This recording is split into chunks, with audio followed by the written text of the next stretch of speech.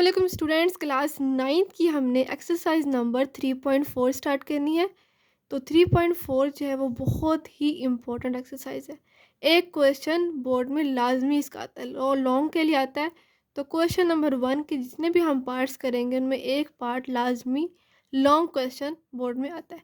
तो मस्ट आता है, इसका मतलब कि हमने इसको अच्छे तरीके से समझना है, स्टेप बाय स्टेप इसको करना सॉल्व।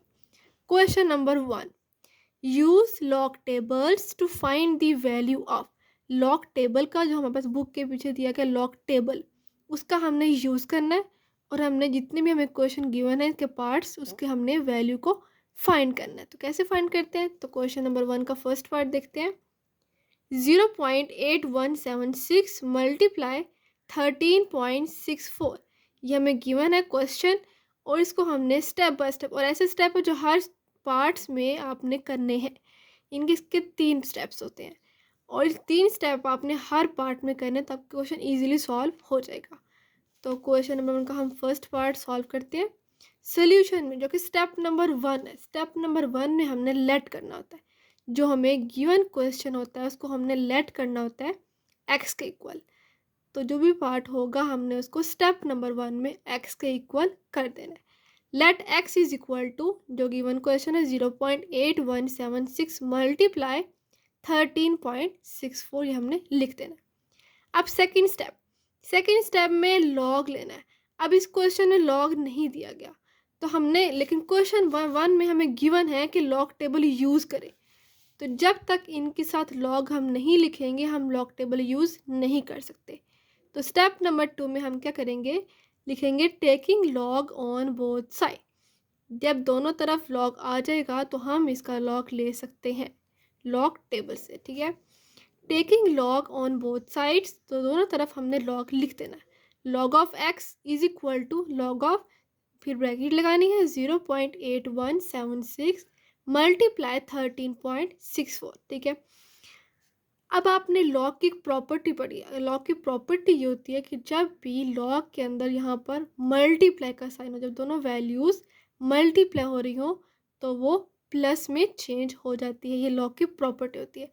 दो वैल्यूज़ आपस में मल्टीप्लाई हो रही है और साथ में लॉग लगा है, तो लॉग की प्रॉपर्टी ये होती है कि हम इसको प्लस में चेंज कर सकते हैं।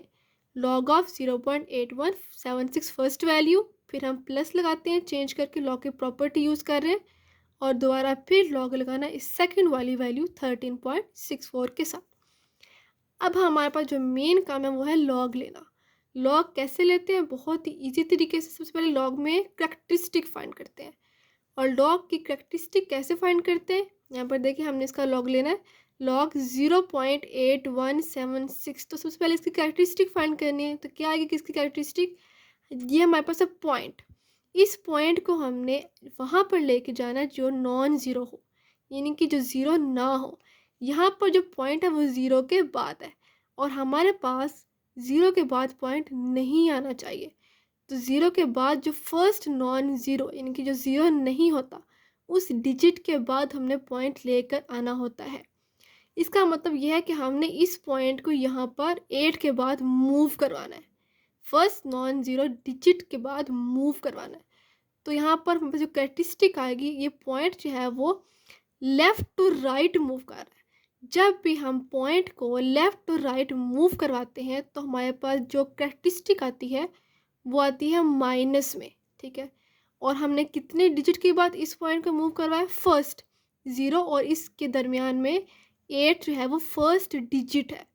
इसके बाद हम इस पॉइंट को यहाँ पर इनके 8 के बाद मूव करवा रहे हैं।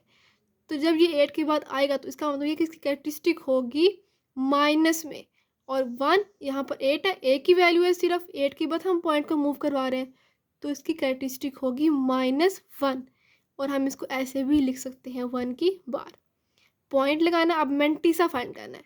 मेंटिसा हम फाइंड करेंगे लॉग टेबल से, ठीक है। हमने क्या करना है, 81 को 7 में देखना है। 81 को लॉग टेबल का यूज़ करते हुए हमने 7 में देखना है। यह है टेबल ऑफ लॉगरिथम्स। 81 को हम देखते हैं 7 में। यह है हमारे पास 81, इसको हमने 7 में देखना है। 7 कैसे? जहाँ पे 0 1 2 3 4 5 6 7 9 1 2 2, ये आ गया हमारे पास इसका मैंटीसा। अब हमने फाइंड क्या करना है, इसका 81 को हमने 7 में तो देख लिया, उसके बाद हमने इसका मीन डिफरेंस जो है वो 6 में भी देखना है।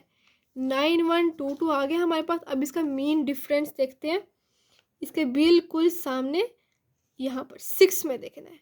1 2 3 4 5 6 3, यानी कि 9122 में हमने 3 को ऐड कर देना है।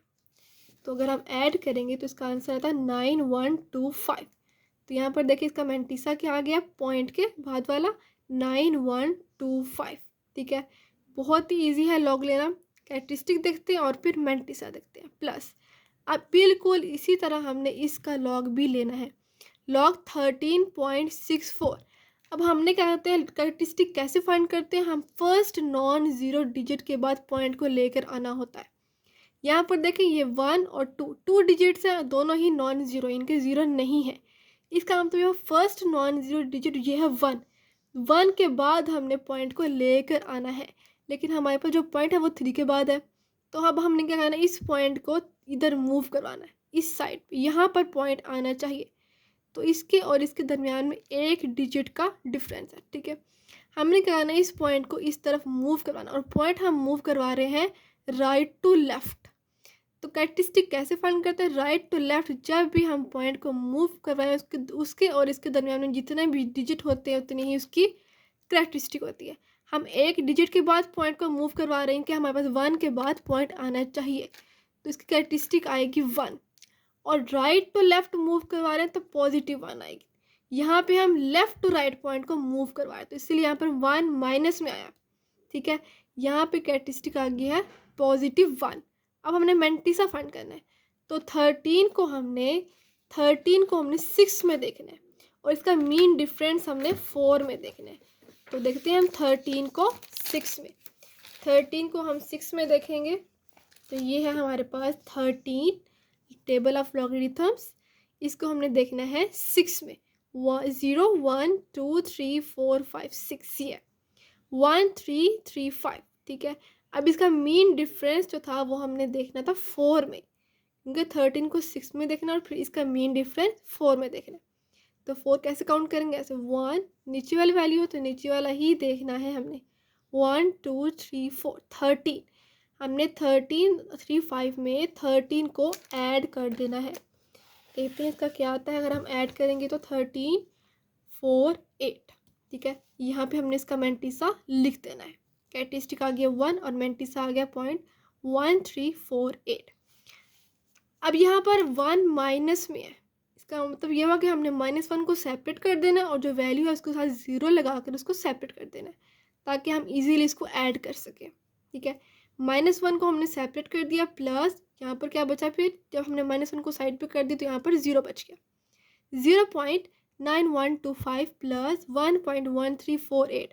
अब इन सब को कैलकुलेटर से ऐड और माइनस कर दें तो आता है हमारे पास 1.0473। ठीक है, log of x is equal to 1.0473। ये तो हो गए इसके 2 स्टेप्स। अब इसका थर्ड जो कि लास्ट स्टेप, उसमें हमने क्या लेना है, हमने वैल्यू फाइंड करनी है। इसका मतलब ये होता है वैल्यू, जब भी आपको एक वैल्यू फाइंड करे तो हमने इसका एंटी लॉग भी लेना होता है। ठीक है, लॉग ऑफ एक्स तो आ गया, लेकिन हमारे पास तो वैल्यू एक्स की चाहिए, तो हमने इस लॉग को ख़त्म करना है। और ये लॉग तब तक ख़त्म नहीं होगा जब तक हम एंटी लॉग नहीं लेते, क्योंकि एंटी लॉग लॉग को ख़त्म कर देता है। तो हम क्या करेंगे, दोनों साइड्स पर एंटी लॉग ले लेंगे, लिखेंगे taking anti log on both sides. Anti log into log of x is equal to anti log 1.0473। Anti log लेना, ये एंटी लॉग लॉग से कैंसिल हो जाता है, तो यहाँ पे वैल्यू सिर्फ बचेगी x इज इक्वल टू।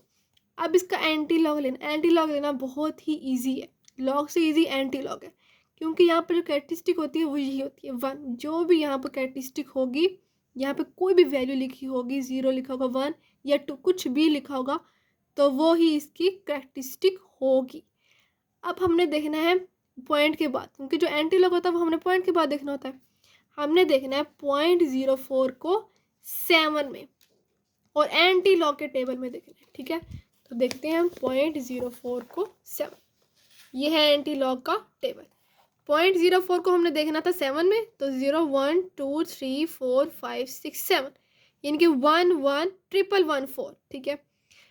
0.04 को हमने 7 में देखा, तो हमारे पास आ गया है 1 ट्रिपल 1 4। अब यहाँ पर देखो 0.04 को हमने 7 में देख लिया, अब देखना हमने इसका मीन डिफरेंस 3 में, तो बिल्कुल इसके सामने मीन डिफरेंस देखना 3 में, 1 2 3, यानी कि इसके अंदर हमने 1 को ऐड कर देना है। 1 ट्रिपल 1 4 को 1 में ऐड कर दे, तो 1115, इनके ट्रिपल 1 5 आ गया है इसका मेंटिसा, ठीक है। ये आ गया हमारे पास एक्स की वैल्यू। अब कैरेक्टरिस्टिक इसकी क्या है, 1, कैरेक्टरिस्टिक इसकी 1 है। इसका मतलब ये हुआ कि हमने कैरेक्टरिस्टिक 1 पॉइंट पर इसको मूव करवा, रेफरेंस पॉइंट है वो हमारे पास होता है फर्स्ट नॉन जीरो डिजिट, इनके रेफरेंस पॉइंट हमारे पास होता है 1.115। ये भी आपने हर एक पार्ट में करना है, इसके रेफरेंस पॉइंट हमेशा एक डिजिट के बाद आ जाएगा, ठीक है। अब हमारे कैरेक्टरिस्टिक कितनी है, इस पॉइंट को हमने एक डिजिट को मूव करवाना है, क्योंकि इसकी कैरेक्टरिस्टिक 1 है, तो हमने एक डिजिट के बाद इस पॉइंट को मूव करवा देना, तो पॉइंट यहाँ पर आ जाएगा 1 1 के बाद पॉइंट, तो 11.15 इसका आ गया है आंसर।